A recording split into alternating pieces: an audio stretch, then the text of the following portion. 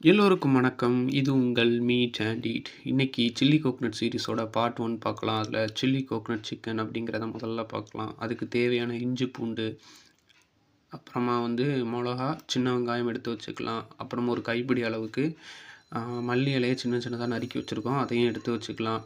அப்புறமா ஒரு 3 சொல ஆரஞ்சு, அப்புறமா தக்காளி இதையும் எடுத்து வச்சுக்கலாம். இதில் சின்ன மாற்றம் நம்ம என்ன பண்ணியிருக்கிறோம் அப்படின்னா, அந்த ஆரஞ்சு நல்ல ஒரு ஃப்ளேவர் கொடுக்கும். அப்புறமா எடுத்து வச்சுருக்க அத்தனை பொருட்களையும் அரைச்சி தனித்தனியா நம்ம எடுத்து வச்சுக்கலாம். அப்புறமா இதுக்கு வாசனைக்கு வீட்ல அரைச்ச மசாலா, சோம்பு, மிளகு, ஜீரகம் இது எல்லாத்தையும் போட்டு நல்லா கோர்ஸா அரைச்சி அந்த பேஸ்ட்டோட வச்சுக்கலாம்.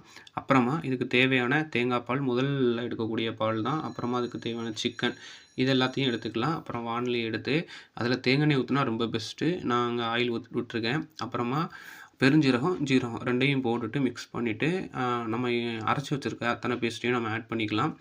ஆட் பண்ணிவிட்டு நல்லா மிக்ஸ் பண்ணி அது நல்லா எண்ணெய் தெளிஞ்சு வரணும். அந்த எண்ணெய் பிரிஞ்சு வர அந்த டைமில் நம்ம சால்ட் ஆட் பண்ணிக்கலாம். சால்ட் ஆட் பண்ணிட்டு நல்லா மிக்ஸ் பண்ணிவிட்டு நம்ம க்ளீன் பண்ணி வச்சுருக்க அந்த சிக்கனையும் ஆட் பண்ணிக்கிறோம். ஆட் பண்ணிவிட்டு நல்லா ஒரு மிக்ஸ் பண்ணி எடுத்தால் இந்த சில்லி கோக்னட் சிக்கன் ரெடி. சும்மா சொல்லக்கூடாதுங்க. இதோட டேஸ்ட் கிட்டத்தட்ட நம்ம சாப்பிடும்போது ஒரு சிக்கன் சாப்பிடுற அந்த ஃபீலே இருக்காது. ஒரு சைவம் சாப்பிட்ட ஃபீல் தான் இருக்கும்.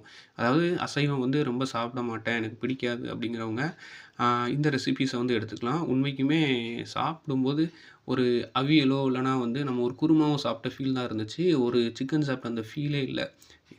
கண்டிப்பா ஒரு தடவை எல்லாரும் வீட்ல ட்ரை பண்ணுங்க. ரொம்ப நல்லாயிருக்கும். நன்றி.